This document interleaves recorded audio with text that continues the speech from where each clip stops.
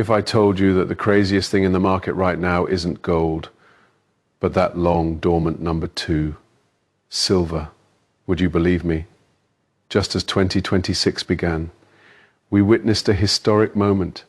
Silver prices skyrocketed 7% in a single day, directly smashing through the $93 mark. What is even more astonishing is that the gold-silver ratio directly broke below the key defense line of 50. Is this just a flash in the pan, or a once in a decade bull run today? Let's have a good chat about the truth behind all this. Ivrion knows the old saying, hoard gold in troubled times. But the momentum in the global metals market these past couple of days can only be described as breathtaking. Whether you've stockpiled some gold and silver, or are keeping an eye on industrial metals like copper and tin, as long as you see the numbers on that price chart, your heart will definitely start racing. This time, all the metal buddies, as if by some tacit understanding, joined hands to break through the ceiling, setting new historical highs in unison. But in this metal carnival party, the most dazzling star turned out to be what we often call the poor man's gold. Silver. In just one day yesterday, silver prices shot up 7% like a rocket, with the price directly hitting $93 per ounce, setting a new all-time high record. This isn't just numbers jumping around. This is a real redistribution of wealth in gold and silver. That is not what surprised me the most. What shocked me the most is this indicator, the gold to silver ratio. Many friends might not be familiar with this indicator, so let me explain it briefly. The so-called gold to silver ratio is how many ounces of silver you can buy with the price of 1 ounce of gold. The higher this number, the more expensive gold is and the cheaper silver is, the lower the number. It means silver is strongly catching up in price and its value is being rediscovered. Now, this ratio has actually broken straight through the 50 mark, friends. This is no small matter.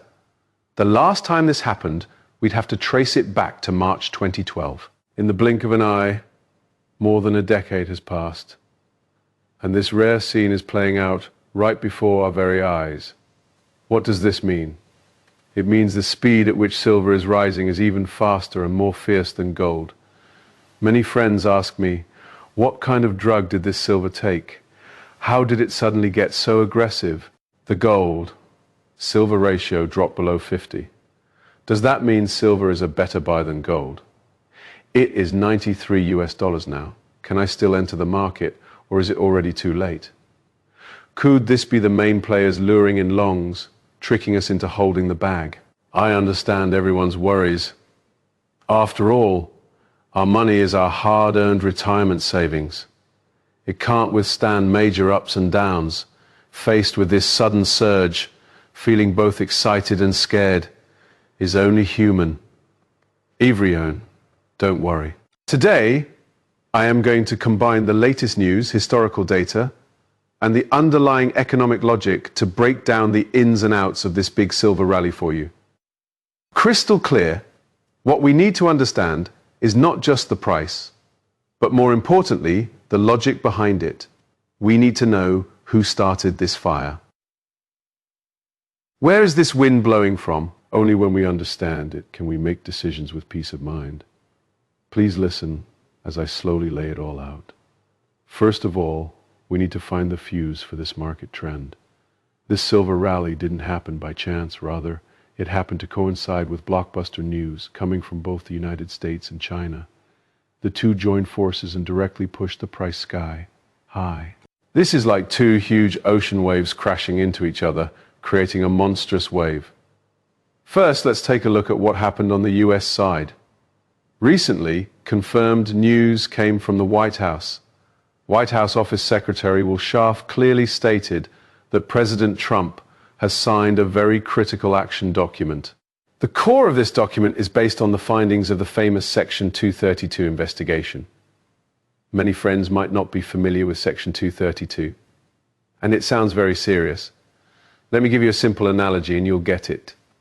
It is a bit like, for the sake of my home security, I have to strictly inspect everything that comes through the main gate. If the president feels that a certain imported product threatens America's national security, he has the authority to launch an investigation and even directly impose high tariffs to block you at the door or make the cost of you getting in very high. This was originally an old law from 1962, established during the Cold War era for national defense security, and now it is being brought out as an imperial sword to protect America's critical resource supply chains. Although silver wasn't directly listed as a sensitive strategic material like rare earths, you have to understand, silver is a very crucial material in modern industrial production, indispensable for everything from solar panels to high-end electronics.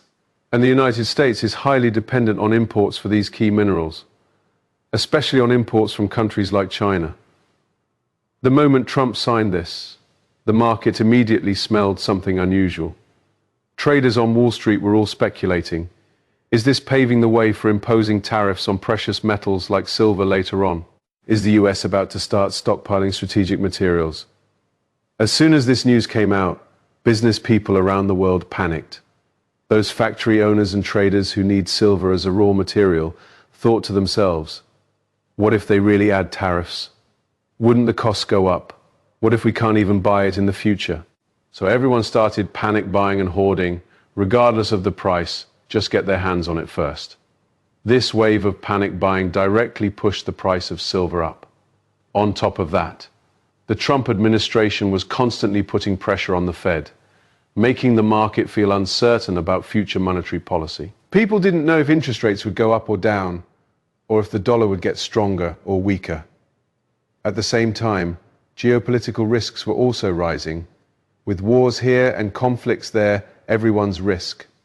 Aversion sentiment just exploded.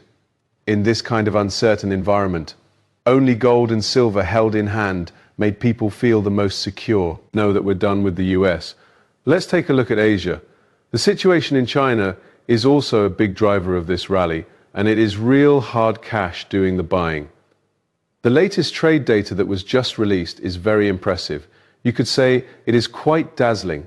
Exports have achieved strong growth. Since the beginning of the year, many foreign trade companies have been swamped with orders, and the factory machines are rumbling non-stop. What does this show? It shows that the engine of the world's factory is still running at full speed and isn't as pessimistic as outsiders say. China is the world's largest consumer of metals, so since the economy and foreign trade are performing so well, and the stock market is also stable, the demand for industrial metals is bound to be high. This expectation of strong demand provides the most solid fundamental support for metal prices. It is not speculation. People actually need to use it. More importantly, the buying from the Chinese market already started picking up steam since the end of last year. We're seeing that over at the Shanghai Futures Exchange. The trading volume has clearly increased, especially for base metals like copper and aluminum. The open interest has set new historical records. Among these, copper and aluminum make up the bulk of the open interest.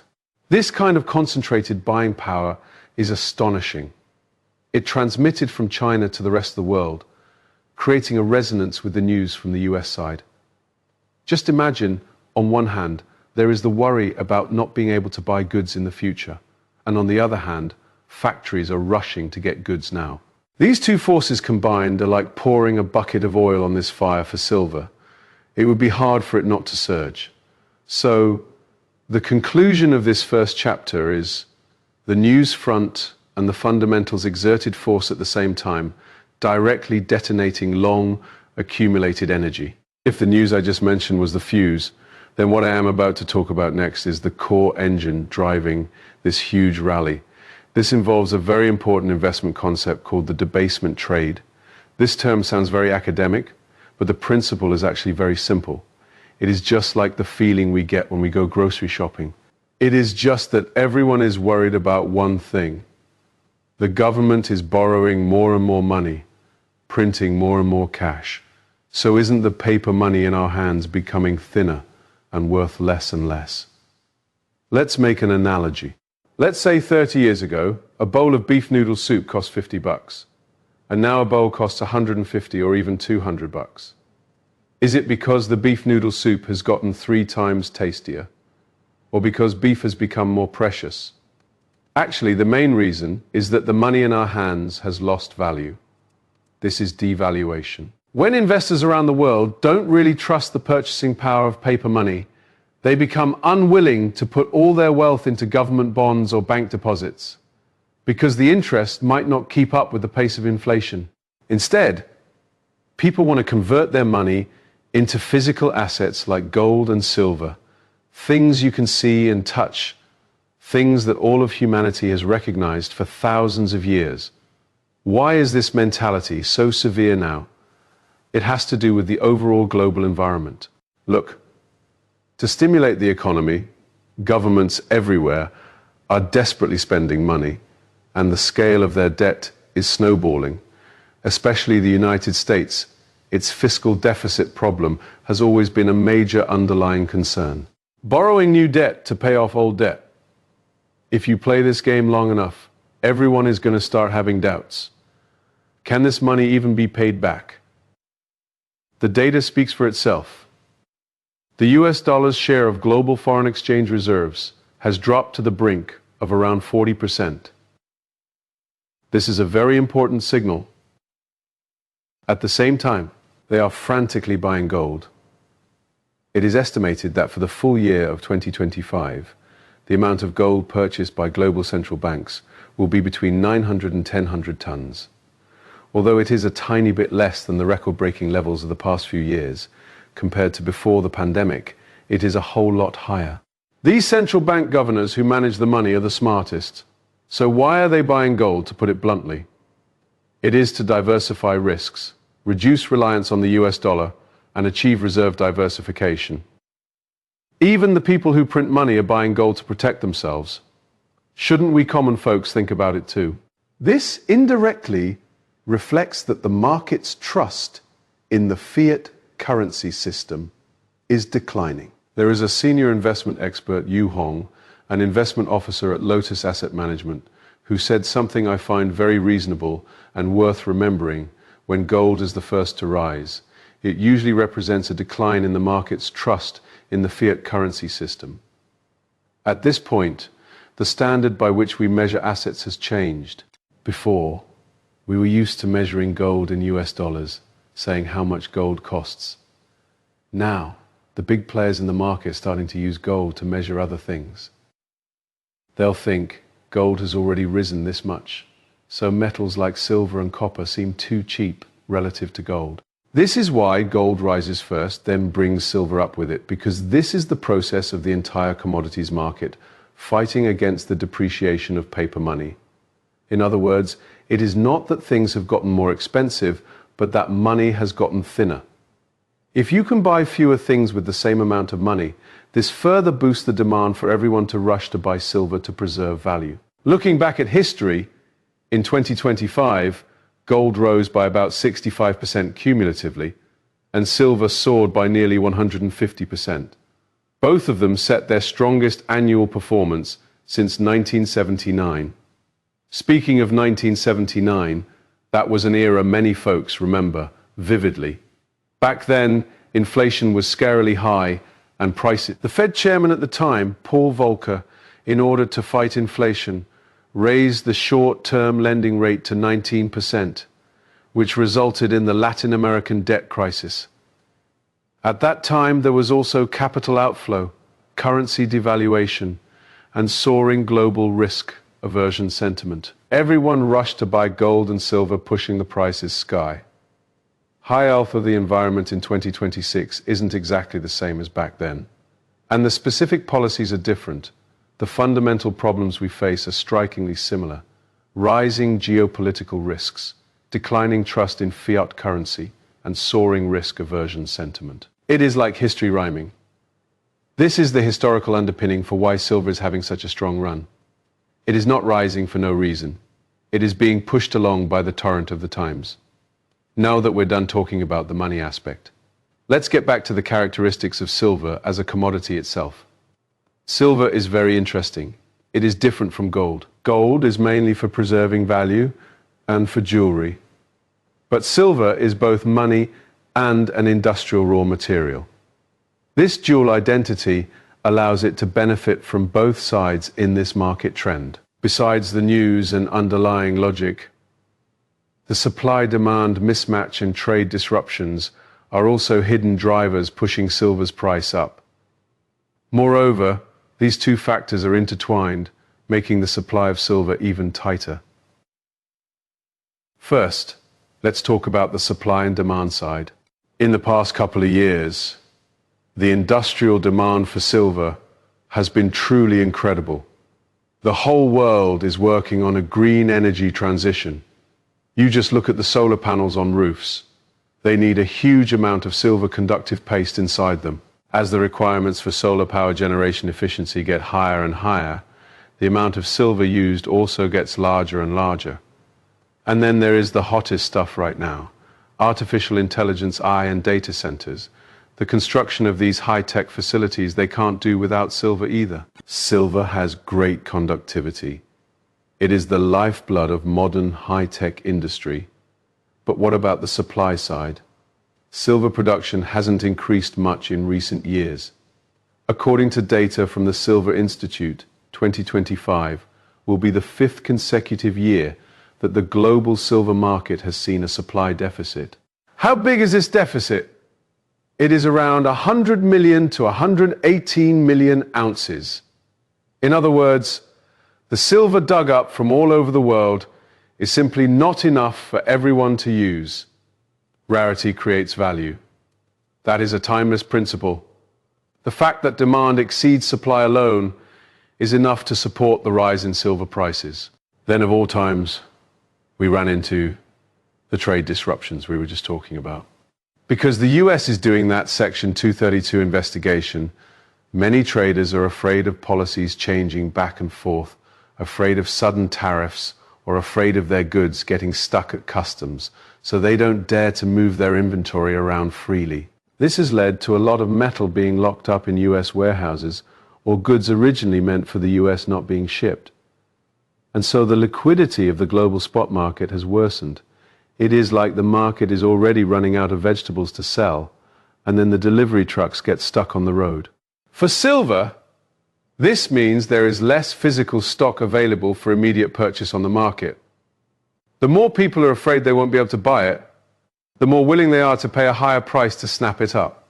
A phenomenon has now appeared in the market called spot premium, which means if you want to get the goods right now, the price is more expensive than ordering a futures contract. This is the most direct proof of a shortage. This shows that the short-term supply is very tight and spot goods are scarcer than futures. If the United States really imposes tariffs on silver later on, then the silver that was originally flowing to the US might be diverted to other countries. And London, as a major global spot market, might face a situation of inventory backlog, further exacerbating the supply tightness in regional markets. Moreover, this wave of silver's price surge has a bunch of good buddies helping out, namely industrial metals like copper, tin, and nickel. Recently, copper prices on the London Metal Exchange also hit a new all-time high. And tin prices even broke through $53,000 a ton. Tin's highest intraday gain even approached 11%. And nickel prices also strengthened significantly. The market generally believes that the industrial metals rally is driven by a dual push from a supply, demand mismatch and trade disruptions. And since silver also has industrial properties when big bro copper and second bro tin are both rising, silver is also driven by this sentiment. While capital speculates on industrial metals, it also gives silver a push along the way. This effect of sector linkage makes silver's rally even more fierce. After talking about so many positive factors, I believe many friends are already pumped up, itching to take out their retirement funds right away and rush in to buy silver. But, as an old friend to you all, at the end of the video, I must pour some cold water on this and help everyone cool down in investing. Risk always comes first, Making money comes second. Although the market is hot right now, and the gold-silver ratio dropping below 50 means everyone is very bullish on silver, we can't be blindly optimistic. Some large institutions in the market have already issued warnings, and we need to take them to heart. First, big international banks like Citibank and Goldman Sachs have all pointed out that industrial metals have risen too much and are at risk of a pullback, especially if copper prices lose momentum and start to fall. Silver, because of its high correlation with them, would very likely be dragged down as well, undergoing a temporary correction. Citi even warned that if that Section 232 policy ultimately leads to a massive outflow of inventory or causes market chaos, silver prices could even see a brief crash, triggering a wave of sell-offs. Of course, they also said that against the backdrop of a major bull market trend, this kind of pullback is actually a good opportunity to buy the dip, but the prerequisite is that you need to have the guts, and your funds must be able to withstand that kind of wild volatility. Second, we need to look back at China's demand. Although foreign trade data is good, some views point out that China's actual spot demand since the end of 2025 has actually been on the weaker side. The current price increase is driven more by capital and structural tightness, rather than a full-blown explosion in real economy demand. We mentioned earlier that buying interest is strong, but this is more concentrated in certain categories, and at the speculative level, whether the actual demand from real economy factories can keep pace with the price hikes remains to be seen. If it is later found that China's demand is not as expected, the force supporting prices will weaken and silver will also be affected. So where will silver go in the future? Institutions are still generally bullish. Citibank, earlier this week, has already raised its target prices for gold and silver for the next 3 months. The target price for gold is seen at $5,000 per ounce, and the target price for silver is seen at $100 per ounce. The reasons they gave are what we just mentioned: escalating geopolitical risks, a continued shortage in the physical market, and the re-emergence of variables regarding the Fed's independence. UBS's precious metals strategist Joni Teaves also stated that although geopolitical risks remain, it is healthy for precious metals to undergo a period of consolidation before moving further upward. However, he also emphasized that at the current stage, it is difficult to fight against market momentum. In other words, the trend is still upward, but there will be bumps along the way. Overall, my take is, in the short term, silver still has plenty of upward momentum. Whether it is the resonance from us, China news, the general risk-averse sentiment, or tight supply and demand, these core bullish factors are still in play. But for us average investors, especially friends planning with their retirement savings, you must not chase highs and sell lows. The biggest taboo in investing is chasing it when you see it rise and selling out of fear when you see it fall. You need to pay close attention to a few key signals. First, the subsequent developments of the US Section 232 investigation. Will they really end up imposing tariffs on silver? Second, are China's real economy enterprises really stocking up in large quantities? Has demand kept up? Third, the trend of the gold-silver ratio. If the gold-silver ratio continues to fall, it means silver is still very strong. If it starts to rebound, then you need to be careful, as silver might be about to take a break and start weakening relative to gold. Lastly, let me emphasize again, investing has its risks, and you need to be cautious when entering the market. Although the silver market is hot, its volatility is also very high, and its fluctuation range is often several times that of gold.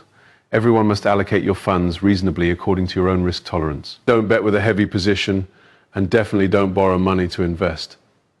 Going forward, I will also continue to track market dynamics and share with you all the latest market analysis and investment strategies in a timely manner. All right, that is all for today. If you feel that today's in-depth analysis has helped you see through the fog of the market and put your mind at ease, please don't forget to give me a like. This is the biggest encouragement for me. Please also subscribe to our channel and share this video with your friends who are also worrying about their retirement funds. We will continue to be here acting as a lighthouse on your path to wealth, helping you stand watch through every storm and surge. No matter how the world changes, I hope everyone can eat well, sleep well, and be able to laugh. I am your old friend. See you in the next video, and I wish you all peace and safety.